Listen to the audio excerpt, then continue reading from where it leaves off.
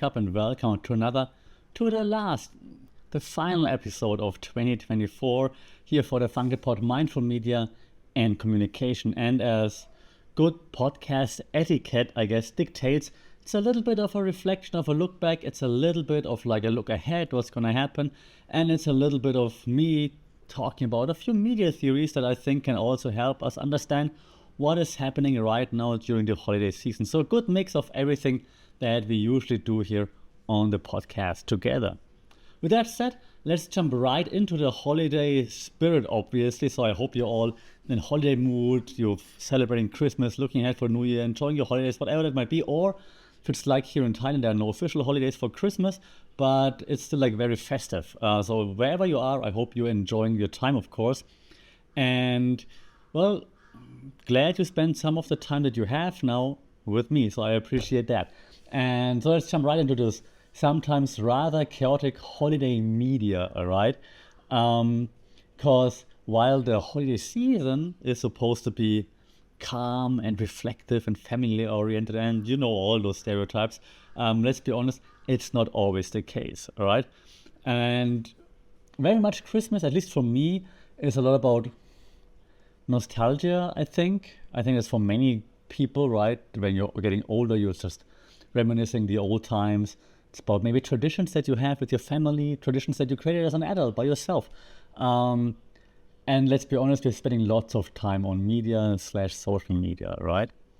That could be binging Home Alone for the 20th time. That could be watching Bruce Willis, of course, in Die Hard again. Yes, it is a Christmas movie. Overly emotional holiday ads, maybe, or you just try to actually switch off from the constant stream of notifications on social media wishing you a Merry Christmas. Media is everywhere, especially this time of the year. And that's exactly why I wanted to get out this holiday episode, because media shapes how we experience the holidays. Okay, that's what we're going to look a little bit into with a few look backs and predictions, of course. So we're going to explore a little bit of like how media constructs those holiday narratives, dissect a bit of the trends that happened in 2024. I have one or two boldish predictions, I think, actually one bold prediction at least, which looking at AI, we're looking at sustainability, and I'm going to introduce a concept that I'm kind of exploring right now, which I think will be a big thing in 2025 moving forward. Also working on a paper on that, so stay tuned, more at the end of the episode, towards the end of the episode. So let's just jump right into it now, okay? So the overarching theme of this episode is like how the media is shaping holiday narratives. So how do media define, amplify, maybe even distort our understanding of what the holidays are? And a few key theories here, okay? So one of the key theories here is, of course, the framing theory that we are all familiar with already if you listened to the podcast before, right? So the framing theory suggests that media shapes how we view the holidays by constructing specific frames that highlight certain values, right? So there's, every time we look at like a fact, a news piece or whatever, there's like a huge story, right? But then depending on the channel that you're watching, that you're consuming, this channel, this outlet will put like a certain frame onto the story. Nobody shows you about the whole story, right? It was like in a frame. And as an example, yeah, Christmas could be framed as a season of consumerism in the West, for example, right? There are ads everywhere. Like ads bombard us with messages about giving, often through expensive gifts. That's framing. I mean, you see it in the ads. It's like, hey, look, the boyfriend gives this to the girlfriend, and the girl gives this to the parents and whatnot, right? So this is framing. The Christmas ads try to frame Christmas as a season of gift giving, and if you give expensive gifts, that's even much better because it means you care more, right? Which we know, of course, is not true, but it's a frame to put on the holidays. Okay, so that's one example of the framing theory. Another example could be New Year. New Year is framed of like this time of self-improvement. Yeah, ads push gym memberships, for example, productivity tools. So I'd stop doom scrolling here, learn this, learn that. Motivation content, of course. Why? Because they want to capitalize on their resolution culture. I'm going to call it resolution culture. I don't know if it's a thing. Okay, so we all come up with those resolutions, right? Hey, new year, new me, and so on, right? And so now, of course, those companies put a frame on it, like, yep, new year, new you. That's true, and that's how you do it. Yeah, again, that's a frame. Here, you will be the new you. Self-improvement is big in the next year. Let's do it. We're here to help, right? So that's another example of framing. Okay. I also want to put a bit of a cultural contrast on there, because I mean, I record this here from Bangkok right now. As you know, if you listen to the podcast, I'm in Bangkok. I'm not from Bangkok, as you can also guess probably. So in Thailand, Christmas is framed less as, of course, as a religious or family-centric holiday, because it's just not the thing. However, it's everywhere. Okay, if you go out there, Christmas everywhere. Today's the 25th of December while I'm recording. Everybody's going to be dressed in red and green. The malls are full of Christmas decorations. Like in their Christmas markets, there's Christmas parades. They dressed up elephants in Christmas clothing the other day. Christmas is everywhere, okay? It's more like a visual spectacle here. Shopping malls are decked out to the max, okay, with like elaborate decorations and so on. Even more so as back home.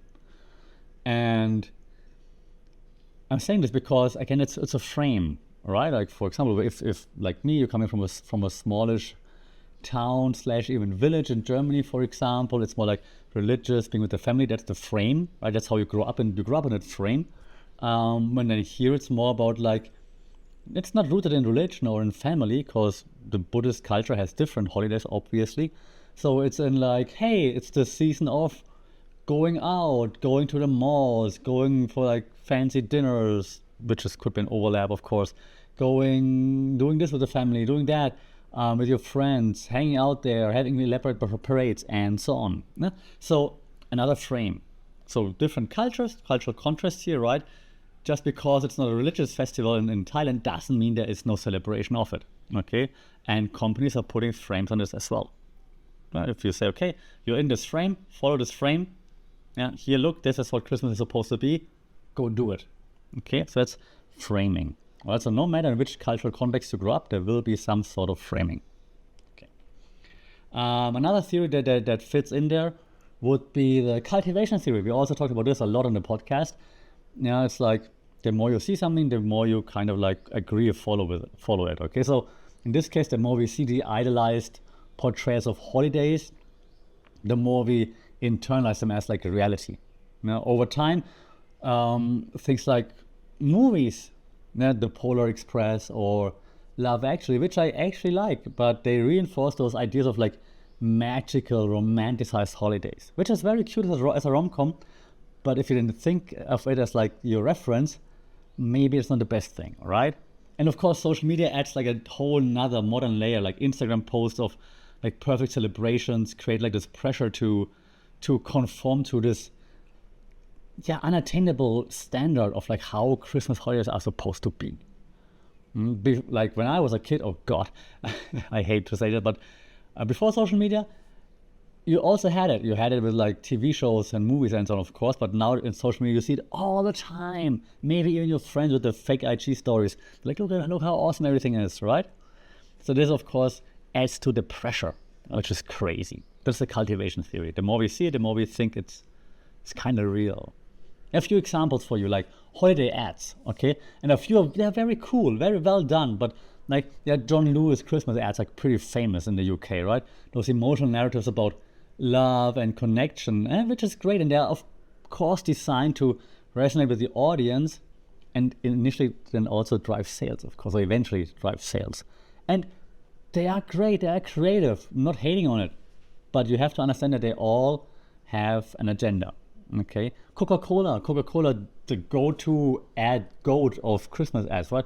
Coca-Cola Santa Claus, a decades-long campaign that shaped basically how we actually as society visualize or imagine Santa Claus. Red suit, jovial demeanor, and all that, that's all made by Coca-Cola, right? You're probably all aware of this. It's just sometimes you have to understand, like, hey, they did that. They're crazy. Um, Social media, I was just talking about it. So social media, TikTok trends such as DIY holiday crafts and skits about like chaotic family gatherings, that reflects like creativity and relatability, and it makes you consume it. And again, not all those trends or all the things I mentioned are terrible, right? Those ads are emotional. It's nice. You like to watch it. Maybe it's even a tradition to watch it. Um, those TikTok trends can be fun to participate in. Then you have IG versus reality, right? Influencers showcase like those meticulously like curated celebrations, like while also on the other hand you have like viral memes that poke fun at the inevitable chaos of like family gatherings, right? So again, it's not all terrible. Those memes are fun, for example, but it all kind of jumps onto that wagon of Christmas media consumption. Well, and I mean, not to forget like movies and shows. I'm gonna take Netflix as an example, but everybody else, any other platform is doing the same thing. But of course, there are lots of holiday rom-coms on Netflix right now, right? That just then enforce those modern cliches that are out there. And this then combined to what I also have to admit that I fall for, nostalgia. I mentioned it in the intro, right? Nostalgia through reruns. Home Alone, Elf, Die Hard, they remain central to holiday traditions, and that's on purpose. You know? Cultivation, agenda setting, framing maybe even too. And so those theories influence how we consume media and how the media is producing and pushing out their media products. Okay? And again, it's not always bad. I enjoy watching Die Hard. Of course I do. I enjoy watching Home Alone. Of course I do. But I also know that there's an agenda behind it. So if you know that there's an agenda behind it, if you know what they being the media companies, Netflix, whatever, are doing, and then you say, okay, I know what they're doing, I'm still going to consume it, fine. Then you know what you're doing. But we have to be aware of what is being done to us so that we are mindful. That's the topic, that's the theme of the podcast, mindful media consumers. Okay? And that's why I keep saying that. Okay, but enough of that, because I also want to reflect a little bit on like what happened in 2024. And then of course after that we're going to have a quick outlook on what's going to happen in 2025. So media-wise, okay, media trends of 2024. So what defined the media consumption this past year? If you think media in 2024, the first thing that comes to mind is probably, let's be honest, AI. AI, and in particular in media creation, right? Gen AI, ChatGPT, Gemini, Claude, Meta AI, Snap AI, whatever they call it. Gen AI tools reshaped how content was created and consumed, right? Spotify also AI curated holiday playlists. You can listen to it right now, right? In the US, they even have a feature live where you can say like, hey, Gen AI, in like, create me a playlist about blah, blah, blah, blah, blah, enter, just like you talk with ChatGPT, and then you get a playlist for that, right? So that caters to individual taste based on listening habits, based on your input, and so on. There are AI-generated Christmas cards, that gained a lot of traction now in the last few weeks and so. The main concern that we saw here, though, with Gen AI created content, also blog posts, obviously, right? So just news articles created by AI, which really, I'm a big fan of Gen AI because I think it's going to make lots of work easier, faster, and so we can focus on like more difficult, more creative things. But there's so many bad use cases of how news outlets use Gen AI. It's really, really, really, really frustrating. And the concern about losing human touch, right? I like to kind of push it aside because I say, well, it's your, meaning our task to make sure that we're not losing the human touch, that we're not losing it. But then those use cases show that people in charge in news stations, for example, don't care, right? First publish gets the most clicks, don't care about quality, don't care about emotions, the human touch, which then is frustrating. So I'm a little bit like torn here, to be honest.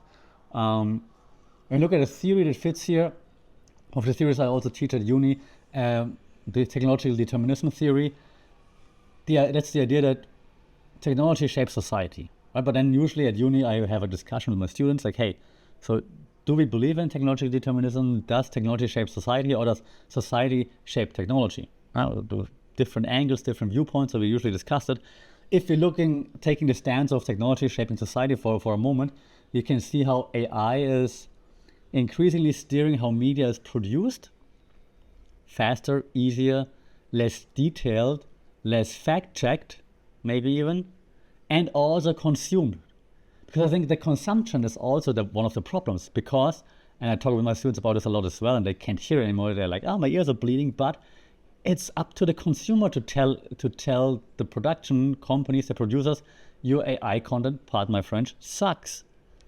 As long as you're consuming that shitty content, and I will turn on my language in a second, as long as you consume that content, they're gonna produce it. So stop consuming shitty content. Stop engaging with it. Stop liking it. Stop sharing it. Stop looking at it. Stop following it. Then they have to focus on better content. You can just say, oh, they all create bad content. Yeah, then stop consuming it not swearing on Christmas. I mean, I already did, but no, I'm sorry. Okay, so, hey, the thing is here, but however, though, there's also a question from my point of view about the agency of the creators. Because clearly creators don't care about creating good content, right? They care about creating engaging content, which does not always, barely ever now, equate good content. That is a big, big, big, big problem. I think you could use AI to create amazing content, much better content than you have done before, but it looks like that creating content that just gets some engagement is enough, which is really frustrating. So that's the AI part. A few other trends. Privacy. Bit happy about that. I hope there's more on this in the predictions, but the privacy pushbacks have happened a little bit, right? Data privacy became a bigger concern compared to previous years. E-commerce platforms have faced some backlash here for tracking user behavior. For example, during Black Friday, where there were some news out there. I just saw some videos that also exposed how some apps, such as Honey, for example, that coupon app, how they're actually like, basically, allegedly, I have to say, I think the frauding users. So if you haven't seen it yet, check out, just Google your YouTube and Google for Honey scam. You will see it right away. There are like a few tech channels out there that talk about this right now. More consumers, according to stats, turn to encrypted platforms such as Signal, for example, to have communications on there. I have my grandma on Signal, for example. I'm like, what is happening? So I think privacy becomes more of a concern. More on this in the predictions, but yeah, so it becomes more of a concern, which is a good thing in theory. I still think there are some things that we need to help those that aren't media natives with, but at least it's becoming more of a concern, which generally speaking is a good thing, I think. If you want me to add also a theory here, I thought about that when preparing. There's one that I find interesting. It's called surveillance capitalism, which basically talks about media platforms monetizing personal data, which then makes privacy a very interesting battleground. Because then will you be the platform that offers privacy, and in the hopes of users turning to you to use you over the platform that offers less privacy, or are you the platform that will sell the data? Saying, okay, if users don't like it, eventually they're going to leave, but I'm going to make money before they leave. Or are you like an ad blocking plugin that just says, okay, I'm going to help you with privacy, but then secretly sells the data anyways? And so that is very, very interesting. I think privacy is a big thing. More on this in just a second. Two more trends I saw this year. Attention spans are still getting shorter and shorter. Like micro content is getting more and more. I mean, that's been a trend for years, but it's just getting more, which is crazy. Like, how short can it be? TikToks and Reels, of course, still like dominant when it comes to consumption. All those 30-second tutorials, tricks, and so on. I think there's a 30-second Christmas story challenge, if I'm not mistaken, which is, I don't want to be the old man yelling at cloud, but I mean, platforms offer longer form content now, right? So on TikTok, you can have longer videos. On IG, you can. Question is it going to be consumed, right? I'm curious to see what's next, to be honest. Another trend, sustainability in media that I noted down. More brands seem to embrace like that eco-friendly messaging in their campaigns, which is interesting. Yeah, in the holiday spirit, like gifts that last, for example, I've seen like a lot when I was looking for like current holiday ads. Brands are highlighting that they're carbon neutral, for example. Influencers promoting like zero waste products and so on, which is interesting, which is cool also, which goes hand in hand with the statistics that show that Gen Z is more into authentic brands, but also in sustainability and more concerned about like the impact on the world as a whole, which is nice, compared to like millennials and older generations, which are more like money driven, I guess. So that's something interesting. It seems to be seen like if making claims is enough, or if there will actually be a way to validate that, right? If the audience actually wants validation before trusting the brand for that. When it comes to predictions for 2025, I have 5 predictions for you. Okay. Prediction 1, not bold. AI will continue to grow. And I think AI will continue to grow beyond just marketing, what I just said in the recap, right? The Gen AI creating content. I think a few things. Hyper-personalization is just a huge buzzword in marketing right now, which we will have to look into, of course. So hyper-personalized AI generate movies, I think, is something that's important to look into. Yeah, just imagine you upload family photos and you get custom holiday films featuring your loved ones, for example. I think Sora and what's it called? Vio, the one from Gemini, which is not available in Thailand, so I couldn't try yet. I think we're that close to actually making this like mainstream. So this is not like a crazy prediction in my opinion. So hyper-personalization will be just a big thing. Then it comes down to, hey, privacy. I think we will see emotional AI support apps popping up more. There are tools such as, I think, Wobot or Replica. There are more. They could offer like advice on managing like family dynamics during the holidays, for example, but also then of course like couple stuff and relationship stuff and general mental health stuff. I think there's just going to be more of that. Apps such as, I think, BetterHelp, for example, which I know lots of videos out there say it's a scam, never tried. But I think they will see a huge competition unless they pivot and actually also implement that somewhat, the personalized aspect there. But I think emotional AI support tools and apps will be a big thing in 2025 moving forward. So watch out for that. If you're interested in that, maybe you're the one that actually pushes or creates something there. I think also that privacy awareness becomes mainstream. I think that we will see encrypted platforms for anything. Not just for shopping or for messaging, they will grow. I think we will be more aware of our data. We will be more aware like what's happening with our data, and we will be more focused on protecting our data, I think. So we're going to focus on privacy first when it comes to apps and websites and so on. There will be more features in apps, I believe, such as like auto delete after viewing, after reading, not just for your not safe for work pictures that you send to your husband, wife, boyfriends, girlfriends, and anything in between, but generally speaking, just want less paper trails, I guess, of us. Okay, so I think that will be something, like privacy will be something that will become more mainstream. Maybe there will actually be some privacy influencers, just like you have tech influencers and so on YouTube. MKHBD, I'm looking at you, stop promoting honey and promote more privacy. So there will be more privacy consciousness, and I'm looking forward to see what it actually does with technology, and if there's going to be an impact in 2025 and beyond. I think there will be. I also think that sustainability is growing thanks to Gen Z, will be growing more thanks to Gen Z. So there will be more eco-consciousness out there. There will be more content about eco-consciousness. There will be more content about sustainability.